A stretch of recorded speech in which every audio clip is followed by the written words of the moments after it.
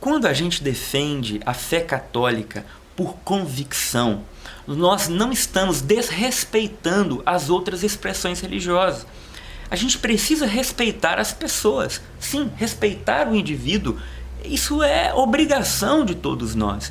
Agora, uma outra coisa completamente diferente são as ideias das pessoas, são aquilo que as pessoas acreditam, que não é a pessoa em si. A pessoa precisa ser respeitada. Muitas vezes a ideia dela não, né? Ela não tem, você não tem obrigação de respeitar aquele pensamento da pessoa. É a mesma coisa você querer respeitar, sei lá, a ideia de um terrorista, né? Não, ele tem a ideia de que ele pode matar em nome de um ideal, né? Essa ideia não pode ser respeitada. Agora, o indivíduo como ser humano, sim, obviamente, ele é um ser humano, né? Um filho de Deus, apesar dos erros. Então, quando nós defendemos a fé católica por convicção, nós acreditamos nisso, que a Igreja Católica é a única igreja fundada por Jesus Cristo, tendo como Pedro o primeiro Papa, e daí por diante toda a sucessão apostólica ininterrupta até nos dias de hoje. Uma instituição que tem mais de 2000 anos, tá? E confirmada pela graça de Deus, pela sua história. Teve erros dos filhos da igreja, houve erros dos filhos da igreja, das pessoas que compõem a igreja, mas isso não significa o erro do corpo místico de Cristo, que é a Igreja Católica. A igreja é mais espiritual do que física. Às vezes as pessoas confundem isso. Então pega lá o erro de um sacerdote e interpreta como aquele erro sendo um erro da instituição, e não é. Quando você quer saber o que a instituição diz, como a instituição pensa e ensina, você vai ali no catecismo, nos documentos, e aí você vai entender o que a igreja é de fato, né? Então não dá para classificar a igreja baseando-se nos erros dos filhos da igreja, até mesmo ao longo do tempo, dos séculos, porque somos falhos e erramos também. Mas aí também está a maior prova de que a igreja é sim é espiritual e assistida pela graça de Deus, porque se fosse de homens já teria acabado há muito tempo. Então, dizer isso e reafirmar isso não é querer desrespeitar os outros. Não, uma vez que sabemos qual é a verdade, nós temos a obrigação de defendê-la e ensiná-la. Esses dias para trás eu fiz um vídeo mostrando material didático de uma escola católica, dita católica, dos maristas, de apostilas de ensino religioso, mostrando candomblé, umbanda, quimbanda, os espíritos, orixás, ensinando tudo isso, ensinando lá judaísmo, budismo e tudo quanto é coisa, e lá no meio também o cristianismo. Mostrava lá a oferenda do candomblé, né, com Iemanjá no mar, do lado da figurinha, tudo para criança, tá?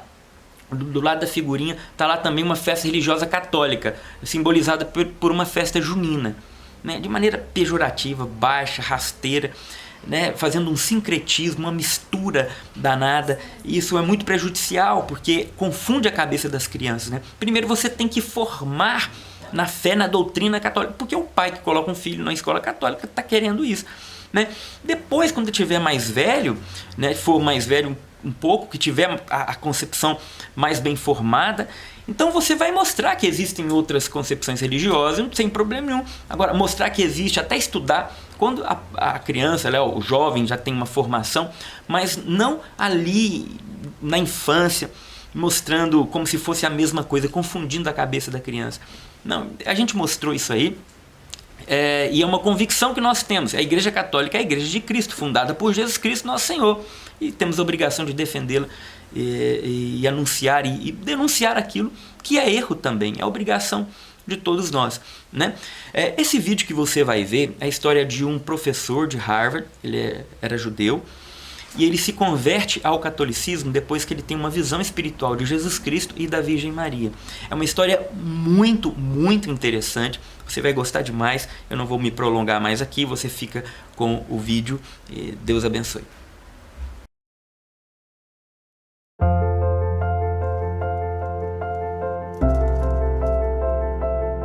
If God had not revealed himself to me, and if the Blessed Virgin Mary had not revealed herself to me and brought me into the Catholic Church, I probably would have died and I probably would have been condemned.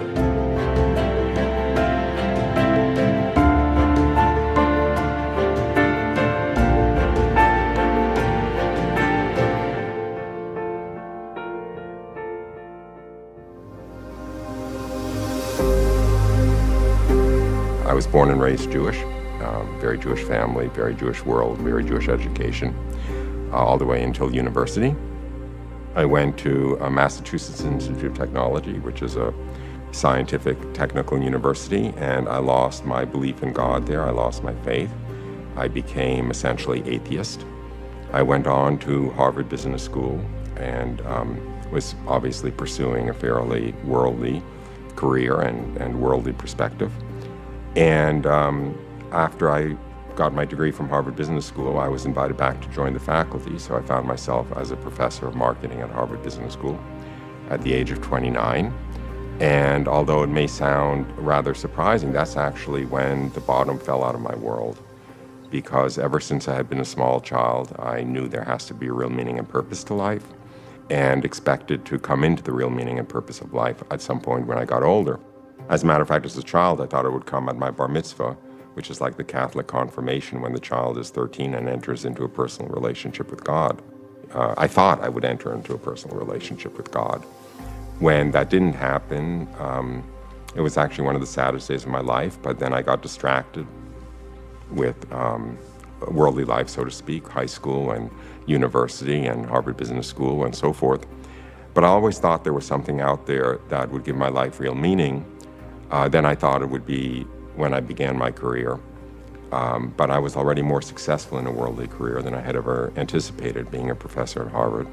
But there was still no meaning or purpose to life. And therefore, I fell into the darkest despair of my life at that point.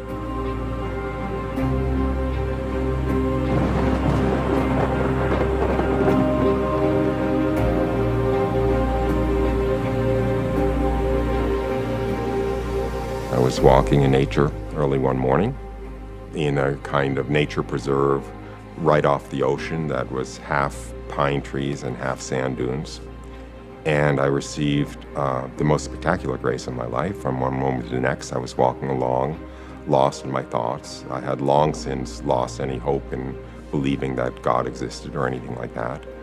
When from one moment to the next, the curtain between earth and heaven disappeared, and I found myself in the presence of God, very knowingly in the presence of God, and seeing my life as though I had died and was looking back over my life in the presence of God. And I saw in an instant many, if not most, of the truths of the Catholic faith. I saw that we live forever. I saw that every action has a moral content that's recorded for all eternity, that everything that had ever happened to me had been the most perfect thing that could have been arranged, coming from the hands of an all-knowing, all-loving God, not only including those things that had caused the most suffering at the time, that I had thought of as the greatest disasters, but especially the things that had caused the most suffering at the time. And I saw that my two greatest regrets after I died would be, number one, all of the time and energy I had wasted worrying about not being loved, when every moment of my existence I was held in an ocean of love greater than I ever imagined could exist, coming from this all-knowing, all-loving God. And the other great regret would be every hour I had wasted doing nothing of value in the eyes of heaven. I saw that here I had been so worried about life having no meaning, when in fact it has an infinite depth of meaning, because every moment contains the possibility of doing something of value in the eyes of heaven. And every time we take advantage of that opportunity, we will very truly be rewarded for it for all eternity. And every opportunity we let slip and don't take advantage of will be a lost opportunity for all eternity.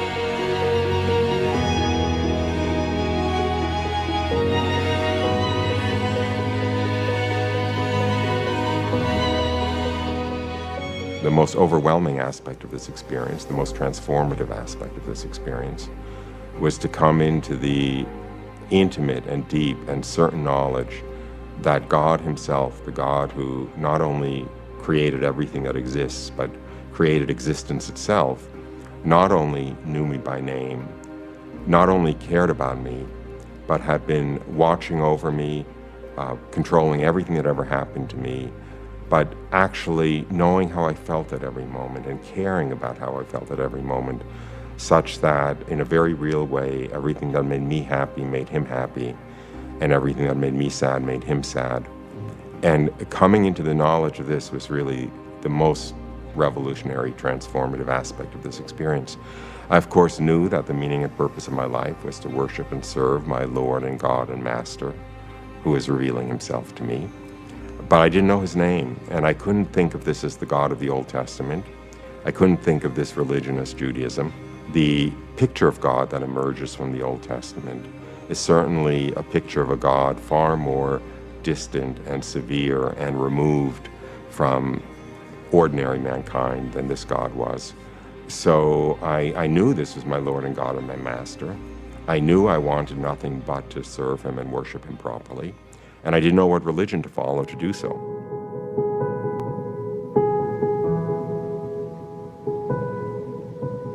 So I prayed at the time. I was actually still walking at the time, even though I had fallen into heaven, so to speak, and could see the spiritual world and was in this intimate communion with God. I was still also seeing the physical world around me.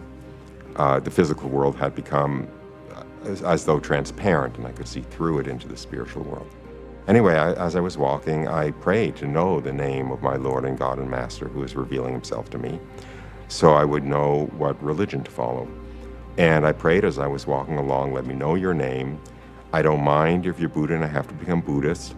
I don't mind if you're Christian and I have to become Hindu. I don't mind if you're Apollo and I have to become a Roman pagan, as long as you're not Christ and I have to become Christian. That desire for not to be Christ because I didn't want to become Christian came from my being Jewish, and I didn't want to kind of go over to the other side, to what I saw as the enemy side. And he respected that, and he did not reveal his name to me. So I returned home happier than I had ever been in my life. I knew there was never any reason to be worried or anxious about anything, that absolutely everything that had ever happened to me had been the most perfect thing that could be arranged, coming from an all-knowing, all-loving God. And I knew that what awaited us, if we play our cards right, after we died, which was an eternity of a happiness and bliss and perfection greater than we could ever imagine. And all I wanted to do was know the name of my Lord and God and Master, who had revealed himself to me, and what religion to follow to please him. And I had no idea. So since this had been a mystical experience, I turned in that direction to find out more about it, which was a very imprudent thing to do. And I looked into some rather foolish, new agey kinds of directions. But I also did something which bore great fruit, which was every night before I went to sleep, I would say a short prayer that I had made up to know the name of my Lord and God and Master, who had revealed himself to me in that experience.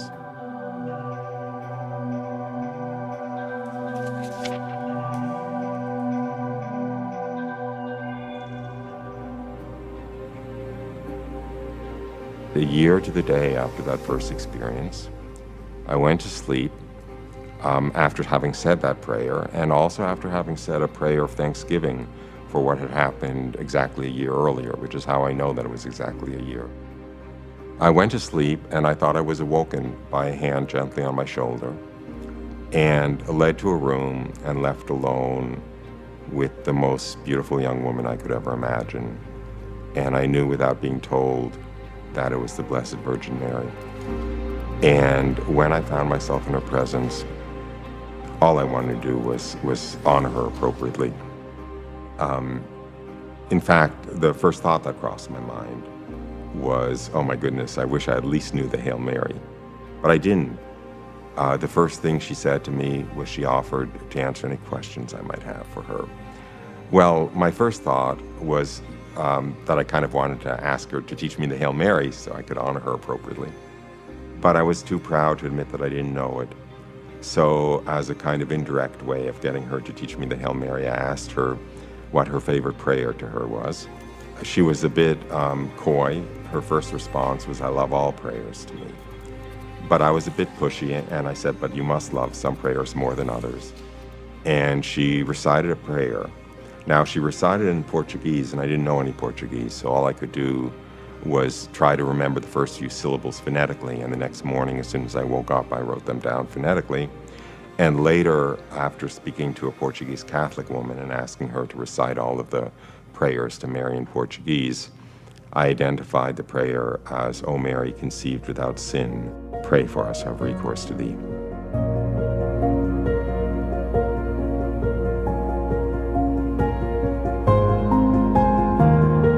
When I went to sleep that night, I knew virtually nothing about the Blessed Virgin Mary.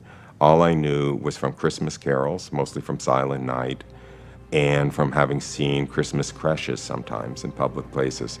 I had never touched, much less opened, a New Testament. I knew none of what she revealed to me in this experience. The other thing that I want to say is, although she was perfectly beautiful to look at, indescribably beautiful, even more profoundly affecting was the beauty of her voice, which was composed, the only way I can describe it, is it was composed of that which makes music music.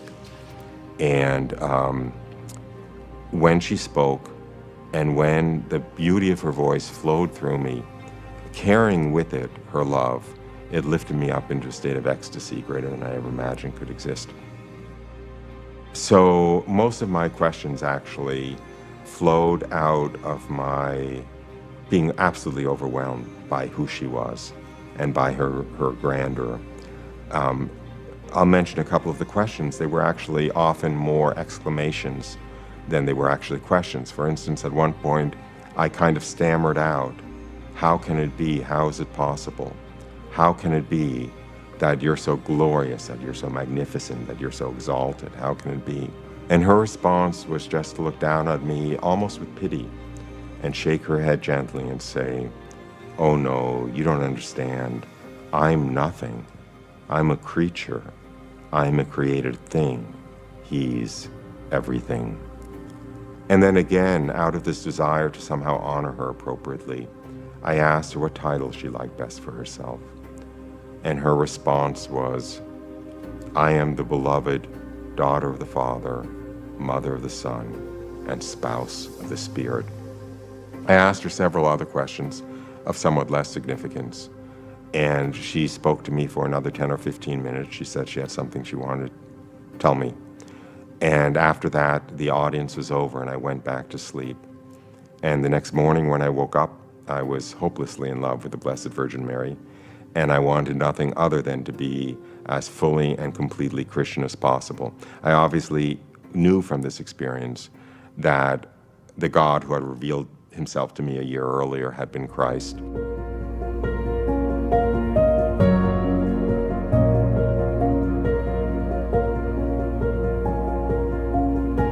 The first experience, I was still walking. I was completely awake, completely conscious.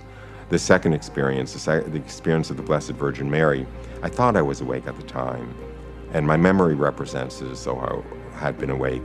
And I remember it with an absolute word-for-word clarity. I actually even remember thinking about other questions to ask that I had decided not to ask and so forth. However, I now understand, although I didn't at the time, that if there had been a camera in the room, it would have shown me asleep in bed throughout that experience. When I woke up, I knew I wanted to be as fully and completely a Christian as possible. I literally did not know the difference between Protestantism and the Catholic Church. And there wasn't much I could do other than open a local phone book and start going to a local Protestant church. But as soon as I got to know the pastor a little bit, I shyly asked him about the Blessed Virgin Mary. And when he answered without the respect that I knew that she deserved, I knew this is no place for me. In fact, during that experience of her, I actually saw, this is difficult to describe, but I saw how all of the grace, all of the gifts that flow from divinity into humanity flow through the Blessed Virgin Mary. I saw her as a kind of pipeline or conduit connecting divinity to humanity, through which all of God's graces and gifts flowed. In fact, going back to that experience, it was very difficult for me to understand that the Blessed Virgin Mary was entirely and completely human and no more than human, because of how because of her unique connection, let's say, to the divinity.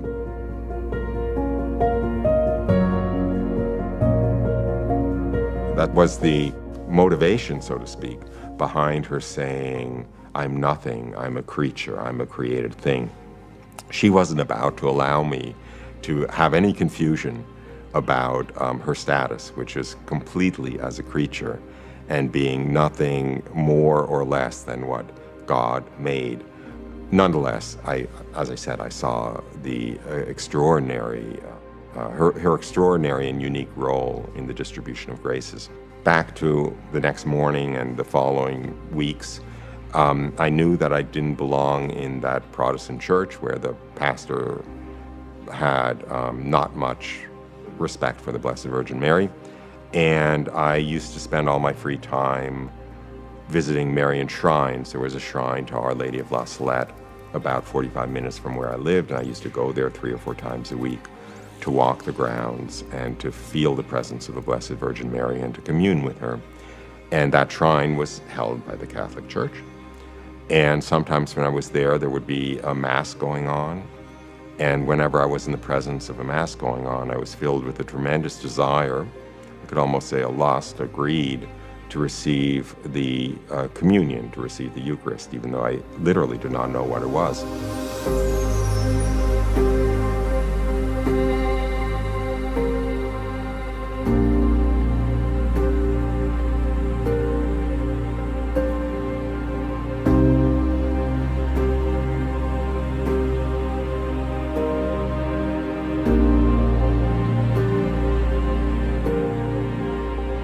Those two things led me, without much of a detour, into the Catholic Church, essentially knowing who the Blessed Virgin Mary is and having a tremendous love and devotion to her, and also wanting to receive communion daily if possible. By entering the Catholic Church, I not only didn't stop being Jewish, but the only way I can understand it is that I became more Jewish than ever, because I became a Jew who was following the Jewish Messiah, rather than a Jew who refused essentially to follow the Jewish Messiah and was stuck in pre-Messianic Judaism. In fact, my understanding of the relationship is that the Catholic Church is post-Messianic Judaism, and that Judaism is pre-Messianic Catholicism, that they're one and the same plan for salvation. I must admit, I did not accept all of Catholic dogma. I held on to a lot of beliefs that I had had prior to these experiences, and I'm a bit ashamed to say that it was actually only probably about a year and a half after I had entered the Catholic Church and been baptized that I finally realized that everything the Catholic Church taught is certainly true. In other words, everything in Catholic dogma was in fact true.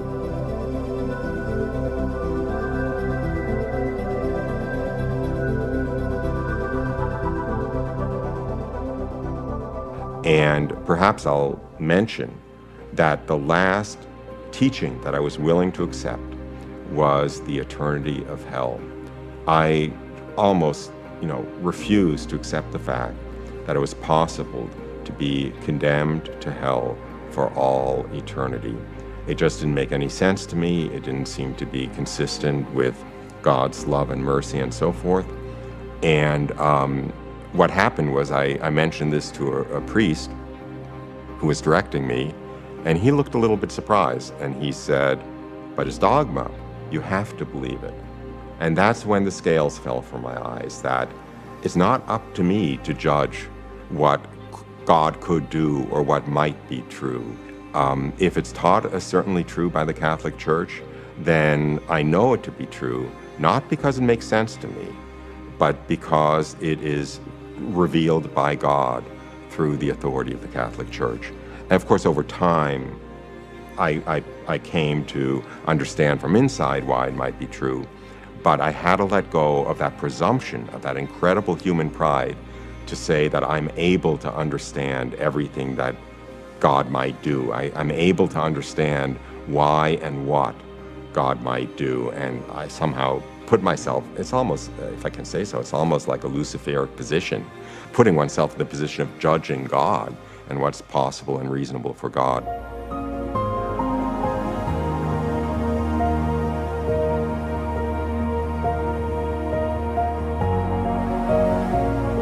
And I am infinitely grateful that I received these experiences and was brought into the fullness of the truth, into a personal relationship with God, into knowing everything I wished to know as I was a child growing up, and of, without being presumptuous, a reasonable hope of an eternity of bliss and love in the presence of God.